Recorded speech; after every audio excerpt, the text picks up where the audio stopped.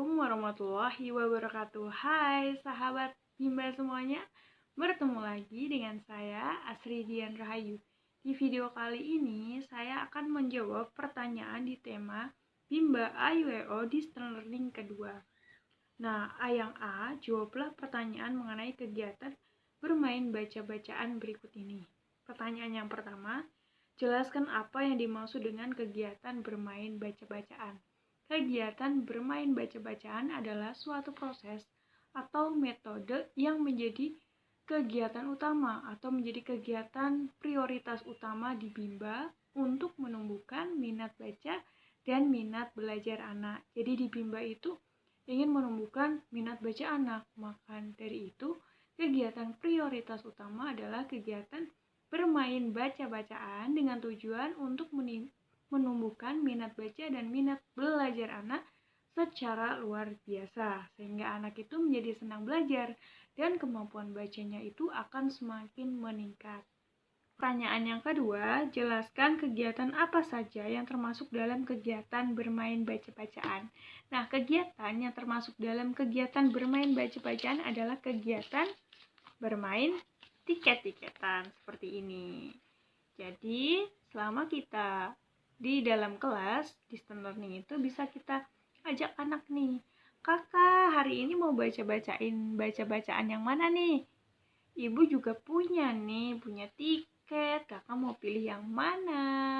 Oke, mau pilih yang punya ibu ya? Oke, siap, pilih yang ini ya?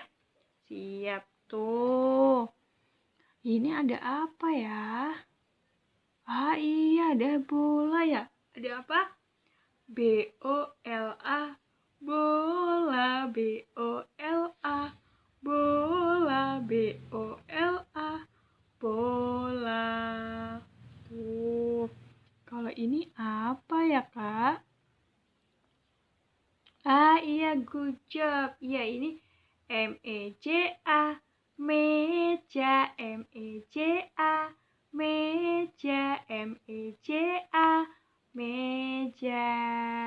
Nah, jadi kegiatan bermain baca-bacaan itu bisa dilakukan melalui modul-modul yang sudah dikerjakan dan dilipat dan dimasukkan ke kotak permainan. Jadi ketika mau melakukan kegiatan bermain baca-bacaan, anak itu bisa mengeluarkan modul yang sudah dikerjakan. Nah, jadi sudah menjadi tiket seperti ini, kita sebutnya itu menjadi tiket-tiketan. Jadi anak itu menjadi semangat untuk memilih tiket yang akan dibaca. Nah, setelah anak itu membaca ini, kemudian dimasukkan lagi ke kotak permainan. Jadi prosesnya itu dilakukan secara berulang-ulang sampai anak itu terampil dalam melakukan proses membaca. Dan tentunya dengan cara seperti ini, minat baca anak itu akan meningkat secara luar biasa. Nah, di kegiatan bermain baca-bacaan ini juga bisa nih dilakukan melalui aspek afektif, yaitu kegiatan bernyanyi yang bisa kita arahkan anak untuk bernyanyi lagu La Bimba, yaitu MA mama, PA papa, BO bobo, jadinya apa? Mama papa bobo. DE MI mimi, SU susu, jadinya apa? Dede mimi susu. Jadi bisa melalui bernyanyi. Juga bisa juga nih pakai media ini berdialog gambar dan bercerita ataupun berdongeng. Nah, di sini juga dalam melakukan kegiatan bermain baca-bacaan itu bisa dilakukan dengan memverbalkan kata. Nah, yaitu memverbalkan 4 HVK, 4 HVS atau 5 HVS. Nah, ini dilakukan dengan pengulangan sebanyak 3 kali seperti BOLA, bola, BOLA, bola, BOLA, bola. Itu wajib 3 kali. Nah, jadi di sini ketika kita melakukan kegiatan seperti yang sudah saya jelaskan itu termasuk ke dalam kegiatan bermain baca-bacaan. Pertanyaan yang ketiga, apa tujuan kegiatan bermain baca-bacaan? Nah, tujuan kegiatan bermain baca-bacaan ini dibagi menjadi 2. Yang pertama ada tujuan utama. Nah, tujuan utama ini untuk menumbuhkan karakter minat baca anak sejak usia dini. Dan tujuan khususnya untuk meningkatkan kemampuan baca yang dimiliki oleh anak dan dilakukan secara bertahap melalui proses latihan yang dilakukan secara berulang-ulang. Pertanyaan yang keempat, kapan kegiatan bermain baca-bacaan dilakukan oleh motivator? Nah, kegiatan bermain baca-bacaan dilakukan oleh motivator yaitu pada saat kegiatan inti. Jadi setelah kegiatan pembuka selesai, lalu masuk kegiatan inti. Nah, untuk awal kegiatan yang dilakukan pada saat kegiatan inti adalah bermain baca-bacaan, mengajak anak untuk melakukan kegiatan bermain baca-bacaan dengan menggunakan kotak permainan yang sudah dimasukkan tiket seperti ini. Jadi modul yang sudah dikerjakan anak kemudian dilipat lalu dimasukkan ke kotak permainan. Nah, nanti kalau misalkan kita ingin mengajak anak untuk bermain baca-bacaan, nah itu anak suruh ngambil nih di kotak permainan lalu anak baca. Yang kelima, mengapa kegiatan bermain baca-bacaan menjadi kegiatan prioritas utama yang harus dilakukan oleh motivator? Nah, kegiatan bermain baca-bacaan itu menjadi kegiatan prioritas utama karena di Bimba, motivator itu selalu berpedoman menggunakan teori jam bandul. Nah, di teori jam bandul itu kegiatan prioritas utamanya adalah kegiatan bermain baca-bacaan. Jadi ketika anak itu sudah bosan nih melakukan kegiatan bermain baca-bacaan, bisa kita alihkan ke kegiatan misalkan menulis. Nah, kegiatan menulis nih kita alihkan ke kegiatan menulis. Tapi ini tuh hanya sebagai salingan aja. Nah, kalau anak itu udah bosan nih ke kegiatan menulis, bisa kita alihkan lagi nih ke kegiatan bercerita. Nah, kalau anak udah bosan bercerita, kita kembali lagi ke prioritas utama, yaitu kegiatan bermain baca-bacaan. Karena di Bimba itu ingin menumbuhkan minat baca dan minat belajar anak. Jadi di sini yang kita tekankan adalah menumbuhkan minat baca. Jadi yang menjadi prioritas utama adalah minat baca, karena di Bimba itu ingin menumbuhkan karakter minat baca anak sejak usia dini. Pertanyaan yang keenam, apa yang harus dievaluasi oleh motivator ketika anak bermain baca-bacaan? Yang harus dievaluasi oleh motivator adalah aspek afektif. Nah, aspek afektif adalah aspek perasaan anak itu senang atau tidak senang selama mengikuti kegiatan bermain baca-bacaan. Jadi selama anak mengikuti kegiatan bermain baca-bacaan, motivator harus melihat nih anak ekspresinya gimana. Anak ekspresinya tuh antusias atau malah tidak nyaman. Jadi di sini kita harus selalu perhatikan setiap saat. Jadi aspek afektif itu harus diperhatikan setiap saat. Dan di sini juga pada saat melakukan kegiatan bermain baca-bacaan, motivator harus selalu mengevaluasi aspek kognitif anak. Kemampuan anak itu sudah sampai mana nih dalam melakukan kegiatan bermain baca-bacaan. Perkembangannya tuh udah sampai mana. Jadi harus selalu diperhatikan perkembangannya anak.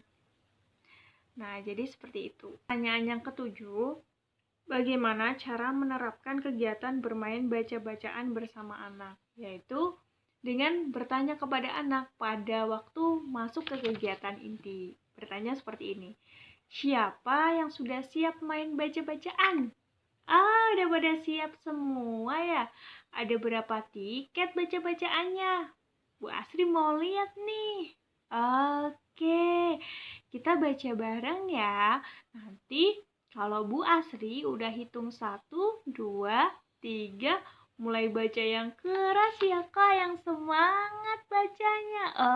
Oke, siap. Nah, jadi seperti itu. Jadi motivator itu mengarahkan dan membimbing anak untuk melakukan kegiatan yang berhubungan dengan membaca, yaitu kegiatan membaca. Yang B, jawablah pertanyaan mengenai kegiatan bermain baca-bacaan berikut ini. Soal yang pertama, jelaskan apa yang diketahui mengenai teori jam bandul dan berikan contohnya. Nah, jadi teori jam bandul adalah teori yang erat hubungannya dengan metode variation skill, yaitu memvariasikan antara aspek afektif, kognitif, dan psikomotorik. Tapi di teori jam bandul ini, kegiatan utama atau prioritas utamanya adalah kegiatan bermain baca-bacaan. Jadi contohnya seperti ini. ketika ada murid nih, misalkan namanya Mawar. Nah, Mawar sedang melakukan kegiatan bermain baca-bacaan. Tapi ketika melakukan kegiatan bermain baca-bacaan, Mawar sudah bosan nih. Nah, jadi ketika Mawar sudah bosan, motivator itu alihkan ke kegiatan yang lain, misalkan ke kegiatan psikomotorik. Misalkan menarik garis nih. Nah, menarik garis kan ya, atau mewarnai. Nah, ketika si Mawar itu sudah bosan di kegiatan mewarnai atau menarik garis nih. Nah, ini adalah kan sebagai selingan aja, jadi sebentar aja. Nah, ya udah nih, kita alihkan lagi ke kegiatan misalkan afektif. Kita ajak nih Mawar buat bercerita ataupun berdongeng ataupun bernyanyi gitu. Pokoknya kegiatan yang berkaitan dengan aspek afektif. Nah, ketika si Mawar sudah bosan juga nih ke kegiatan afektif, kita kembali lagi ke prioritas utama. Nah, prioritas utama adalah kegiatan bermain baca-bacaan. Jadi, di teori jam bandul itu prosesnya harus dilakukan selang-seling gitu loh. Jadi, prioritas utama tetap bermain baca-bacaan. Tapi ketika anak sudah bosan bermain baca-bacaan, kita selingi nih ke kegiatan yang lain, misalkan mewarnai. Nah, kalau sudah bosan ke kegiatan mewarnai, kita arahkan lagi nih ke kegiatan yang lain, misalkan kegiatan bernyanyi. Nah, kalau udah bosan juga nih kegiatan bernyanyi, kita balik lagi ke awal, yaitu bermain baca-bacaan. Sesuai dengan prioritas utama di Bimba, yaitu bermain baca-bacaan. Pertanyaan yang kedua, apa tujuan penerapan teori jam bandul? Tujuan dari penerapan teori jam bandul adalah agar anak tidak cepat bosan, karena pada dasarnya rentan konsentrasi anak itu pendek, anak mudah teralihkan, dan anak itu cepat bosan dalam melakukan satu kegiatan secara terus-menerus. Lalu pertanyaan yang ketiga, kapan motivator menerapkan teori jam bandul? Yaitu pada saat anak sudah mulai bosan dalam melakukan satu kegiatan. Nah, misalkan anak sudah bosan ke kegiatan bermain baca-bacaan, kita langsung nih alihkan anak ke kegiatan yang anak itu sukai, anak itu senangi, seperti kegiatan mewarnai. Ketika mewarnai sudah selesai, anak bisa kita alihkan ke kegiatan bercerita. Nah, ketika sudah bercerita, sudah bosan, kita balik lagi ke kegiatan baca-bacaan. Jadi teori jam bandul itu diterapkan agar anak itu tidak mudah bosan dalam melakukan satu kegiatan secara terus-menerus. Soal yang keempat, bagaimana cara menerapkan teori jam bandul? Cara menerapkan teori jam bandul yaitu dengan memvariasikan antara aspek kognitif, aspek afektif, dan aspek psikomotorik. Tapi di sini, di teori jam bandul, yang menjadi prioritas utama adalah kegiatan bermain baca-bacaan. Jadi ketika anak itu sudah bosan melakukan kegiatan bermain baca-bacaan, kita alihkan ke kegiatan afektif, misalkan bernyanyi. Ketika sudah bosan melakukan kegiatan bernyanyi, kita arahkan ke kegiatan psikomotorik, yaitu kegiatan mewarnai. Tapi ketika kita mengalihkan itu harus sebentar saja, karena ini hanyalah sebagai selingan agar anak tidak mudah bosan. Nah, setelah anak itu menikmati proses-prosesnya, ketika kita alihkan itu menikmati, nah kita balik lagi ke kegiatan awal, yaitu kegiatan bermain baca-bacaan. Jadi dengan proses yang tidak dilakukan dalam satu kegiatan secara terus-menerus tuh anak tuh jadi suka menikmati kegiatan karena itu bervariasi. Nah, lalu pertanyaan yang kelima yaitu bagaimana jika motivator tidak menerapkan teori jam bandul? Jadi kalau motivator tidak menerapkan teori jam bandul, pasti anak itu akan jadi bosan, karena anak itu dipaksa untuk melakukan satu kegiatan secara terus-menerus. Jadi kayak misalkan anak itu membaca, nah dia membaca terus nih, baca terus, nah anak jadi bosan. Sedangkan di sini rentang konsentrasi anak itu pendek, anak mudah teralihkan, dan anak cepat bosan. Kalau teori jam bandul tidak diterapkan, maka proses belajar itu tidak akan sepenuhnya fun learning, tidak akan sepenuhnya menyenangkan. Karena di Bimba kan kunci utamanya itu suasananya harus dibuat sepenuhnya menyenangkan bagi anak. Nah, kunci proses bermain sambil belajar yang menyenangkan itu ya dengan menerapkan teori jam bandul. Teori di mana kita memberikan materi kepada anak itu tidak dilakukan secara satu kegiatan secara berturut-turut terus gitu, misalkan membaca terus enggak, tapi ini dilakukan secara selang-seling, ada variasinya, jadi anak itu tidak mudah bosan. Oke sahabat, demikianlah jawaban yang sudah saya jawab. Jika ada kesalahan, saya mohon maaf.